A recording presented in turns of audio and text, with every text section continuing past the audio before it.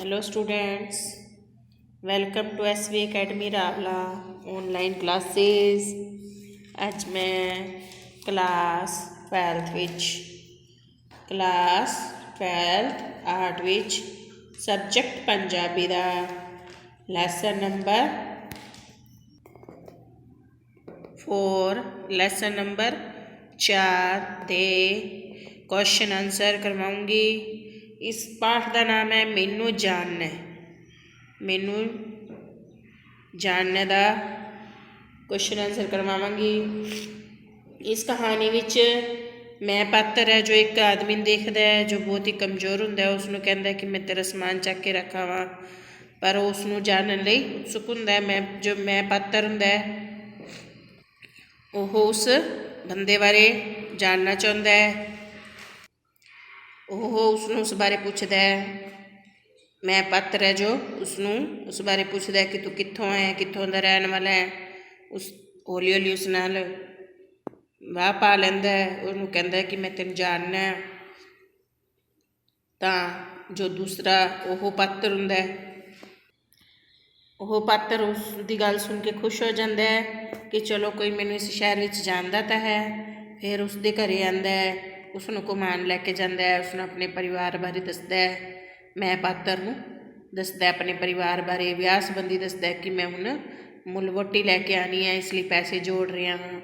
इस तरह मैं पात्र कहंदा है कि जे हुण तक तू काम शुरू करदा तां हुण तक 2 वोटियां जिन्ने पैसे तेरे कोल हो जाने सी। वो कहंदा पहला मैं इस बारे सोचिया ही नहीं, तां हुण मैं ये जरूर करांगा। इस तरह यह कहानी चलदी है। इस विच ये सानूं ये सुनिया दिंदी है कहानी कि आपां नूं जानना किसी नूं बहुत जरूरी हुंदा है। बिना जाने आपां किसी नूं अपना वजूद खो बैठदे हां।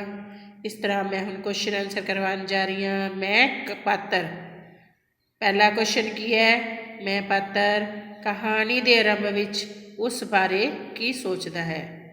कहानी दे आरंभ विच शुरू विच यानी कि उस बारे की सोचदा है। इसका उत्तर तुसीं अपनी नोटबुक च लिखना है। नोटबुक पेन वगैरह अपने कोल लैके बैठा करो, तुहानूं पता ही है क्वेश्चन आंसर लिखवाने हैं। हुण आपां इसका आंसर लिखांगे। उसनूं देख के उत्तर लिखो इसका। उसनूं उस बारे की सोचदा था। उसनूं देख के मैं पात्र नूं लग्या, उसनूं देख के मैं पात्र नूं लग्या कि इसदे होश हवास बहुते ठिकाने नहीं। इसदे होश हवास बहुते ठिकाने नहीं। ओह असलों ही मुर्दा दिल जापदा सी। ओह असलों ही मुर्दा दिल जापदा सी। ओह मैं पात्र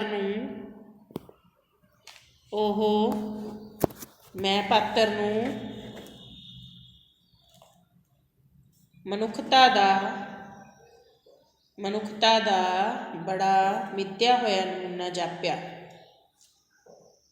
मनुखता दा बड़ा मिथ्या होया नमूना जाप्या। जिंदगी उस विच इन्नी सी जिन्नी माँ दे दाने ते सफेदी। जिंदगी उस विच इन्नी ही सी कि जिन्नी माँ दे दाने ते सफेदी। उसदे मत्थे बुल धोन कपड़े पैर सारियां ते जिवें एक सुहागा वज्जा होवे। सारियां ते जिवें एक सुहागा वज्जा होवे। दोबारा फिर सुनो इसका आंसर, लिखो समझो। उसनूं देख के मैं पात्र नूं लग्या कि इस दे होश हवास बहुते ठिकाने नहीं। ओह असलों ही मुर्दा दिल जापदा सी। ओह मैं पात्र नूं मनुखता दा बड़ा मिथ्या होया नमूना जाप्या। मनुखता दा बड़ा मिथ्या होया नमूना जाप्या। जिंदगी उस विच सिर्फ इन्नी कु सी जिन्नी माँ दे दाने ते सफेदी। पहले स्टार्टिंग च आपां पैरा पढ़िया होया है। ਉੱਥੋਂ ਵੀ ਕਰ ਸਕਦੇ ਹੋ ਤੁਸੀਂ, ਆਪਣੇ ਆਪ ਬਣਾ ਕੇ ਵੀ ਕਰ ਸਕਦੇ ਹੋ। ਉਸਦੇ ਮੱਥੇ ਬੁੱਲ ਧੋਣ ਕੱਪੜੇ ਪੈਰ,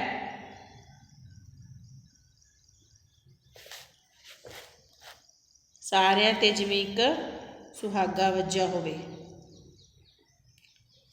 ਲਿਖ ਲਿਆ ਸਭ ਨੇ। ਸੈਕਿੰਡ ਕੁਐਸਚਨ ਹੈ, ਮੈਂ ਪਾਤਰ ਉਸ ਬਾਰੇ ਕਿਹੜੀ ਗੱਲ ਜਾਣਨਾ ਚਾਹੁੰਦਾ ਸੀ।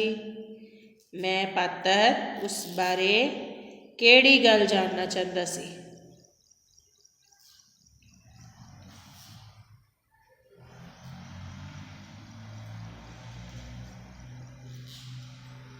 उत्तर लिखो। मैं पात्र उस बारे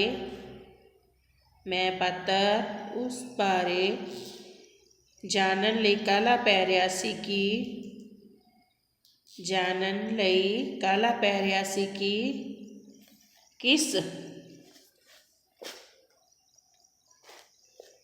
किस गल ने उसनूं इस तरह रगड़ सुट्टिया सी, कि किस गल ने उसनूं इस तरह रगड़ सुट्टिया सी।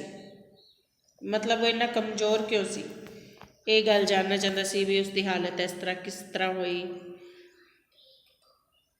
थर्ड नंबर क्वेश्चन है, वह कित्थों दा रहन वाला सी। क्वेश्चन नंबर 3 है, वह कित्थों दा रहन वाला सी। आंसर लिखोगे, वह सांगले दा रहन वाला सी। वह पाकिस्तान दे सांगले शहर दा रहन वाला सी।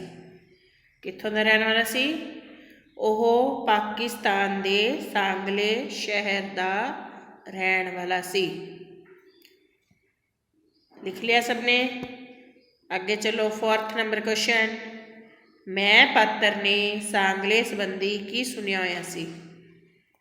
मैं पात्र ने सांगले संबंधी की सुनिया सी। की सुनिया सी भी उत्थे एक पहाड़ी है जितों पत्थर कट के रेल च टुकड़े विछाए जाते पत्थर दे, है ना। सुनिया सी ना। उन्होंने सांगला हिल भी कहते हैं। इस तरह बना के लिखना आपां। उत्तर लिखो तुसी। मैं पात्र ने सुनिया होया सी कि सांगले एक पहाड़ी है। सांगले एक पहाड़ी है जिस तो पत्थर कट के गड्डी दियां लाइनां ते विछाया जाता है। गड्डी दियां लाइनां ते विछाया जाता है। गड्डी पता है ना, ट्रेन दियां लाइनां च जो पत्थर विछाया जाता है, उन्हें सुनिया सी सांगले की पहाड़ी तो विछाया जाता है। इसलिए इसनूं सांगला हिल भी आखते हैं। इसलिए इसनूं सांगला हिल भी आखते हैं। दोबारा फिर उत्तर सुनोगे। मैं पात्र ने सुनिया होया सी कि सांगले एक पहाड़ी है जिस तो पत्थर कट के गड्डी दियां लाइनां ते विछाया जाता है। इसलिए इसनूं सांगला हिल भी आखते हैं। समझ आ गई सबनों। 5th नंबर क्वेश्चन, तू मैनू जानना वाक किस कहानी विच किस प्रसंग विच वरत्या गया, किस लिए वरत्या गया। तू मैनू जानना वाक कहानी विच किस प्रसंग विच वरत्या गया है। उत्तर लिखोगे इसका। जदों मैं पात्र उस तो पुछदा है कि तू सांगले तो आया है। तू सांगले तो आया है ना। उत्थे जेड़ी पहाड़ी सी तू कदी उस ते चढ़िया सै। वो एवें उन्होंने तुक्का ला के पुछदा है। पहला दसदा तो है ही सही। ਉਹਨੂੰ मैं पात्र ਨੂੰ दसदा है भी मैं सांगले का रहने वाला। तो पुछदे तू सांगले तो आया सै। आया है। उत्थे जिहड़ी पहाड़ी सी तू कदी उस ते चढ़िया सै। तो वो चाह नाल उछल के पुछदा है। तो वो ਚਾਅ ਨਾਲ ਉਛਲ ਕੇ ਪੁੱਛਦਾ ਹੈ, ਤੂੰ ਮੈਨੂੰ ਜਾਣਦਾ? ਭਾਵ ਉਸਨੂੰ ਲੱਗਿਆ ਕੋਈ ਤਾਂ ਹੈ ਜਿਸ ਨੇ ਉਸਨੂੰ ਪਛਾਣਿਆ ਹੈ। ਭਾਵ ਉਸਨੂੰ ਲੱਗਿਆ ਕੋਈ ਤਾਂ ਹੈ ਜਿਸ ਨੇ ਇੱਥੇ ਉਸਨੂੰ ਪਛਾਣਿਆ। ਪਹਿਲਾਂ ਉਸਨੂੰ ਇੰਝ ਲੱਗਦਾ ਸੀ ਜਿਵੇਂ ਕੋਈ ਉਸਨੂੰ ਜਾਣਦਾ ਹੀ ਨਹੀਂ, ਤੂੰ ਆਪਣਾ ਵਜੂਦ ਖੋ ਬੈਠਾ ਹੈ। ਪਰ ਜਦੋਂ ਮੈਂ ਪਾਤਰ ਨੇ ਕਿਹਾ ਵੀ ਤੂੰ ਸਾਂਗਲੇ ਤੋਂ ਆਇਆ ਹੈ, ਕਿ ਉੱਥੇ ਪਹਾੜੀ 'ਤੇ ਚੜ੍ਹਿਆ ਸੀ, ਤਾਂ ਉਹ ਚਾਅ ਨਾਲ ਉਛਲ ਜਾਂਦਾ ਵੀ ਇਹਨੂੰ ਪਤਾ ਹੈ ਵੀ ਮੈਂ ਸਾਂਗਲੇ ਤੋਂ ਆਇਆ, ਮੈਨੂੰ ਜਾਣਦਾ ਜ਼ਰੂਰ ਹੈ। ਇਸ ਤਰ੍ਹਾਂ ਖੁਸ਼ ਹੋ ਜਾਂਦਾ ਹੈ। ਇਸ ਲਈ ਤੂੰ ਮੈਨੂੰ ਜਾਣਦਾ ਵਾਕ ਇਸ ਸੰਦਰਭ ਵਿੱਚ ਆਇਆ ਹੈ। ਵਾਪਿਸ ਤੋਂ ਫਿਰ ਇਸ ਦਾ ਆਨਸਰ ਸੁਣੋ। ਇੱਕ ਵਾਰ ਫਿਰ ਮੈਂ ਦੱਸਦੀ ਹਾਂ ਤੁਹਾਨੂੰ, ਤੁਸੀਂ ਮੈਚ ਕਰੋਗੇ ਆਪਣੀ ਨੋਟਬੁੱਕ ਨਾਲ ਕੀ ਸਹੀ ਲਿਖਿਆ। ਜਦੋਂ ਮੈਂ ਪਾਤਰ ਉਸਨੂੰ ਪੁੱਛਦਾ ਹੈ ਕਿ ਤੂੰ ਸਾਂਗਲੇ ਤੋਂ ਆਇਆ ਹੈ ਨਾ, ਉੱਥੇ ਜਿਹੜੀ ਪਹਾੜੀ ਸੀ ਤੂੰ ਕਦੀ ਉਸ 'ਤੇ ਚੜ੍ਹਿਆ ਸੈਂ? ਤਾਂ ਉਹ ਚਾਅ ਨਾਲ ਪੁੱਛਦਾ ਹੈ ਕਿ ਤੂੰ ਮੈਨੂੰ ਜਾਣਦਾ? ਕੀ ਪੁੱਛਦਾ ਕਿ ਤੂੰ ਮੈਨੂੰ ਜਾਣਦਾ? ਭਾਵ ਉਸਨੂੰ ਲੱਗਿਆ ਕੋਈ ਤਾਂ ਹੈ ਇੱਥੇ ਜਿਸ ਨੇ ਮੈਨੂੰ ਪਛਾਣਿਆ ਹੈ। 6th ਨੰਬਰ ਕੁਐਸਚਨ ਹੈ, ਵਿਆਹ ਸੰਬੰਧੀ ਉਸਦੇ ਕੀ ਵਿਚਾਰ ਸਨ? ਵਿਆਹ ਸੰਬੰਧੀ ਉਹਦੇ ਕੀ ਵਿਚਾਰ ਸਨ ਪਹਿਲਾਂ ਪੜ੍ਹਿਆ ਨਾ ਆਪਾਂ, ਇੱਧਰ ਸਾਹਮਣੇ ਵਾਲੇ ਪੇਜ 'ਤੇ ਪੜ੍ਹਿਆ। ਵਿਆਹ ਸੰਬੰਧੀ ਉਸਦੇ ਕੀ ਵਿਚਾਰ ਸਨ? ਕੀ ਵਿਚਾਰ ਸਨ? ਦੇਖੋ, ਲਿਖੋ ਹੁਣ ਇਸ ਦਾ ਆਨਸਰ। ਉਹ ਕਹਿੰਦਾ ਸੀ ਕਿ ਜੇ ਹੁਣ ਉਸਨੇ ਵਿਆਹ ਕਰਾਇਆ ਤਾਂ ਕਿਵੇਂ ਕਰਾਊਗਾ? ਪੈਸੇ ਦੇ ਕੇ। ਕੀ ਕਹਿੰਦਾ ਸੀ?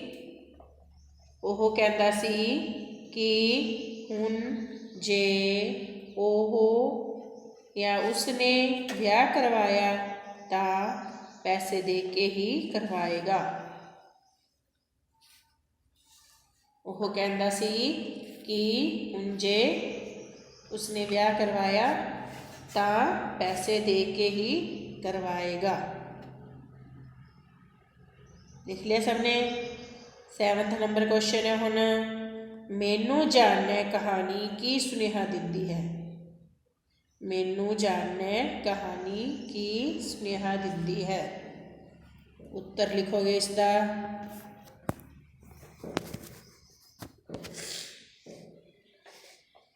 ਉੱਤਰ ਲਿਖੋ।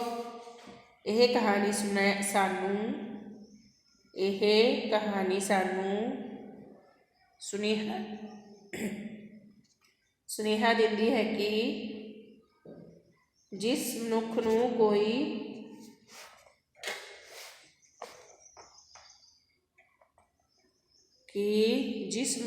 ਕੋਈ ਨਹੀਂ ਜਾਣਦਾ, ਉਹ ਆਪਣਾ ਵਜੂਦ ਗਵਾ ਬੈਠਦਾ ਹੈ। ਉਹ ਆਪਣਾ ਵਜੂਦ ਗਵਾ ਬੈਠਦਾ ਹੈ ਤੇ ਜਿਉਂਦਿਆਂ ਮਰਿਆਂ ਵਰਗਾ ਹੋ ਜਾਂਦਾ ਹੈ। ਤੇ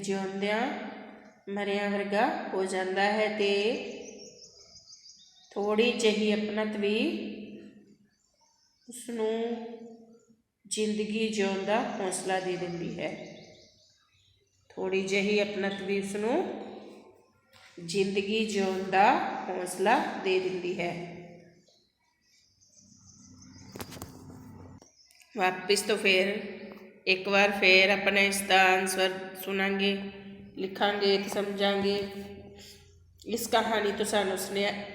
ਇਹ ਕਹਾਣੀ ਸਾਨੂੰ ਸੁਨੇਹਾ ਦਿੰਦੀ ਹੈ ਕਿ ਜਿਸ ਮਨੁੱਖ ਨੂੰ ਕੋਈ ਜਾਣਦਾ ਨਹੀਂ, ਉਹ ਆਪਣਾ ਵਜੂਦ ਗਵਾ ਬੈਠਦਾ ਹੈ ਤੇ ਜਿਉਂਦਿਆਂ ਮਰਿਆਂ ਵਰਗਾ ਹੋ ਜਾਂਦਾ ਹੈ ਤੇ ਥੋੜ੍ਹੀ ਜਿਹੀ ਅਪਣਤ ਵੀ ਉਸਨੂੰ ਜ਼ਿੰਦਗੀ ਜਿਉਣ ਦਾ ਹੌਸਲਾ ਦੇ ਦਿੰਦੀ ਹੈ। ਇਸ ਤਰ੍ਹਾਂ ਇਹ ਸਾਰੇ ਕੁਐਸਚਨ ਆਨਸਰ ਤੁਸੀਂ ਆਪਣੀ ਨੋਟਬੁੱਕ 'ਚ ਕਰਨੇ ਹੈ। ਸਾਫ ਸੁੰਦਰ ਵਰਕ ਕਰੋਗੇ, ਨਾਲ ਨਾਲ ਲਰਨ ਵੀ ਕਰੋਗੇ। 4 ਸਟੋਰੀ ਤੁਹਾਡੀ ਕੰਪਲੀਟ ਹੋ ਗਈ ਹੈ। 5ਵੀਂ ਅਗਲੀ ਵੀਡੀਓ 'ਚ ਕਰਾਂਗੇ। ਆਪਣਾ ਵਰਕ ਸਾਫ ਸੁੰਦਰ ਕਰਨਾ ਹੈ। ਬੋਰਡ ਦੀ ਕਲਾਸ ਹੈ ਤੁਹਾਡੀ, ਪੜ੍ਹਾਈ ਸਟਾਰਟ ਕਰ ਦਿਓ। ਨਾਲ ਨਾਲ ਯਾਦ ਕਰਨਾ ਸ਼ੁਰੂ ਕਰੋ ਤਾਂ ਜੋ ਪੇਪਰਾਂ 'ਚ ਤੁਹਾਨੂੰ ਕੋਈ ਪ੍ਰੋਬਲਮ ਨਾ ਆਵੇ। ਲੈਸਨ ਨੂੰ 3-4 ਵਾਰ ਪੜ੍ਹਿਆ ਕਰੋ, ਵੀਡੀਓ ਨੂੰ ਦੇਖਿਆ ਕਰੋ 3-4 ਵਾਰ। ਇੱਕ ਵਾਰੀ ਦੇਖਣ 'ਚ ਸਮਝ ਨਹੀਂ ਆਏਗੀ, 3-4 ਵਾਰ ਦੇਖੋਗੇ ਤਾਂ ਸਮਝ ਆਏਗੀ। क्वेश्चन आंसर नाल करते रहना है, वर्क कंप्लीट रखना है। Thank you students.